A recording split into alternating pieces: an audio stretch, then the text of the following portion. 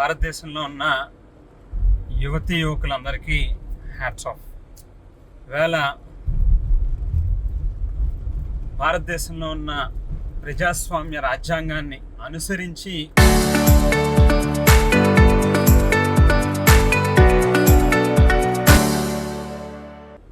ఏ ప్రభుత్వం అయినా కూడా ఖచ్చితంగా పనిచేయాలి.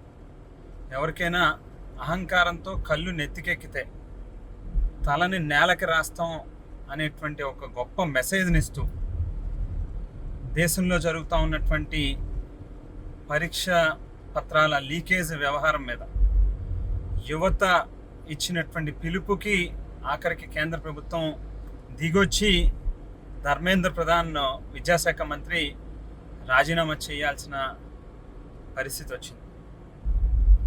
ఈవేళ ఆంధ్ర రాష్ట్రంలో డిఎస్సి పరీక్షలకి సంబంధించి కూడా ఏదైతే అవకతవకలు జరిగినాయో ఖచ్చితంగా ఆంధ్రప్రదేశ్ రాష్ట్ర విద్యాశాఖ మంత్రి నారా లోకేష్ కూడా ధర్మేంద్ర ప్రధాన్ గారిని ఈవేళ ఆదర్శంగా తీసుకుని కేంద్ర ప్రభుత్వాన్ని అనుసరిస్తూ మీరు కూడా ఆ ప్రభుత్వంలో భాగస్వాములు కాబట్టి డిఎస్సిలో జరిగినటువంటి తప్పిదాలకి బాధ్యత వహిస్తూ తక్షణమే విద్యాశాఖ మంత్రిగా మీరు కూడా రాజీనామా చేయాలి అని చెప్పి డిమాండ్ చేస్తూ ఉన్నాం.